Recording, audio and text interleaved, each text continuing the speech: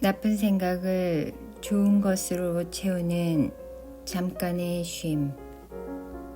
마음은 제멋대로 움직인다. 문득 수십 년 전에 안 좋은 일이 떠올라 가슴이 두근거리고 기분이 안 좋아질 때가 있다. 낮에 있었던 모임에서 친구가 툭 던진 말이 기분 나빠 그 사람이 왜 나한테 그런 말을 했지? 라고 곱씹으며 잠을 못 자기도 한다.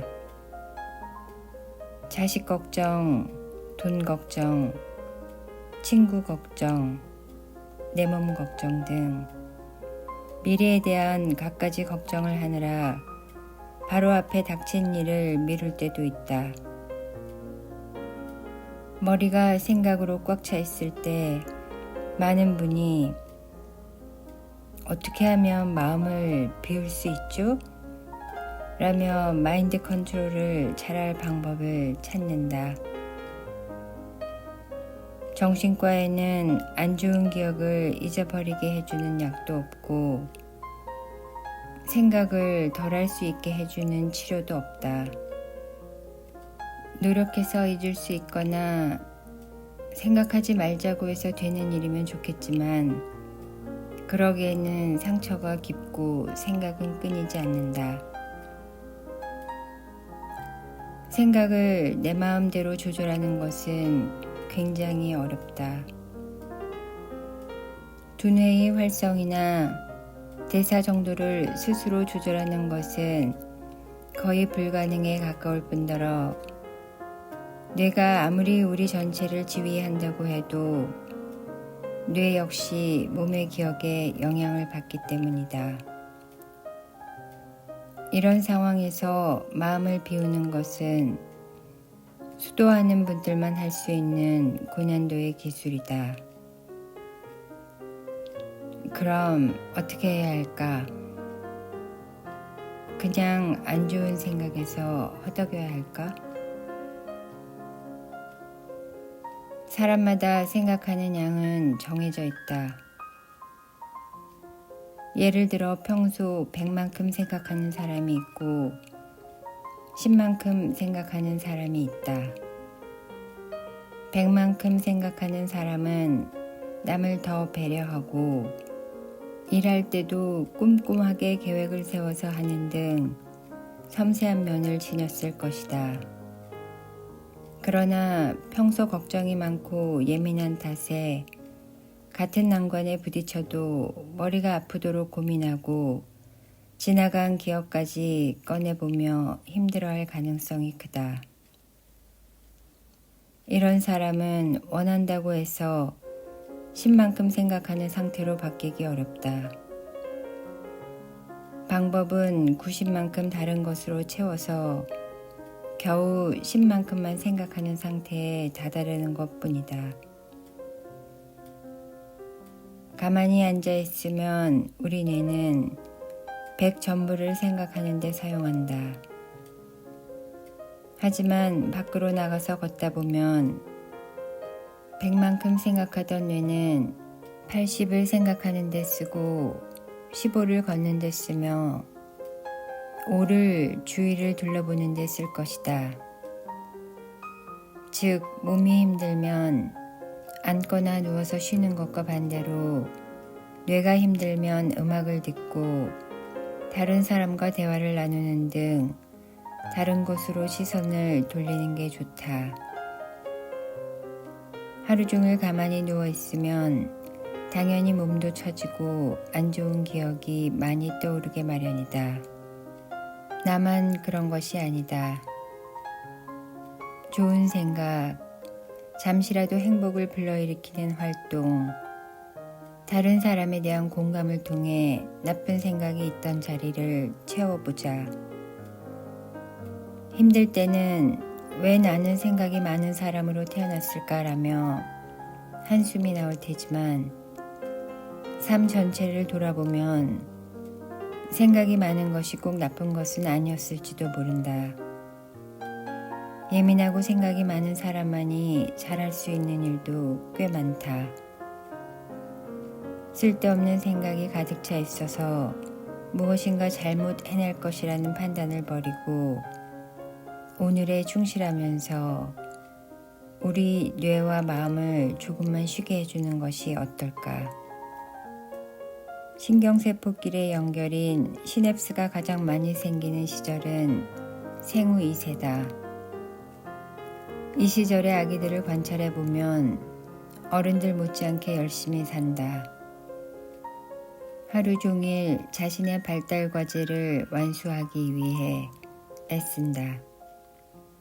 걸음마를 할 무렵의 아기들은 끊임없이 걸으려고 애쓰고 말을 할 무렵의 아기들은 연신 옹알대며 알아듣지 못할 말이라도 계속한다. 이런 부단한 노력이 시냅스를 만든다. 신경세포의 연결이 많다고 뇌가 최고의 기능을 발휘하는 것은 아니다. 양이 많다고 뇌의 좋은 기능이 보장되는 것은 아니다. 일단 위험한 것이든 아니든 마구 만져보고 세상 모든 것에 호기심을 갖는 아기의 생활처럼 유아기에는 일단 시냅스를 많이 만들고 본다. 실제 필요한 것의 무려 5배만큼. 그러고 나서 정말로 필요한 녀석들만 남겨놓고 나머지는 가지치기를 한다. 가지치기 과정이 제대로 수행되지 않으면 여러 가지 뇌 건강과 관련된 질병이 생길 수 있다. 부족한 것만큼이나 넘치는 것도 큰 문제다. 일단 만들어 놓고 가지치기를 하는 발달 과정은 일상에서 선택하는 과정과 꽤 닮아 있다. 특히 의지를 갖고 가지치기를 하는 과정은 어른이 된 후에 더욱 중요하다. 오늘날 우리가 좋아하는 일을 찾기는 쉽기 때문이다. 훌륭한 책, 감동적인 영화, 멋진 여행지, 맛있는 음식, 신나는 게임 등 우리 주변에는 좋은 것이 너무나 많다. 어릴 적 뇌에 생기는 시냅스처럼 우리가 활용하고 접하는 것보다 훨씬 많은 양의 좋은 것이 널려 있다. 그런데 감동적인 영화의 여운이 채에 가시기도 전에 새로운 영화가 개봉하는 것처럼 좋은 것을 다 따라잡기는 어렵다. 우리의 시간은 한정적이다. 따라서 많은 좋은 것 중에 더 좋은 것을 골라내야 한다. 최고의 정신 상태이며 스트레스를 해소할 수 있는 몰입의 상태는 원래 흔하지 않다. 그런 몰입의 상태를 너무 자주 겪으면 신경세포들이 피로에 빠지게 되면서 처음만큼 좋다고 느끼기 힘들다. 좋아하는 것도 아닌데다 남들이 좋다고 하는 것까지 다 하려고 들면 아무것도 제대로 할 수 없다.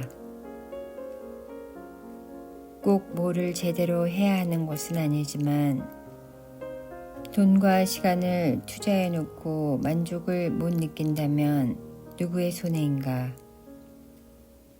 더 좋아하는 것을 고르기 위해 기억해야 할 점은 사람들이 SNS에 결코 진실을 올리지 않는다는 점이다.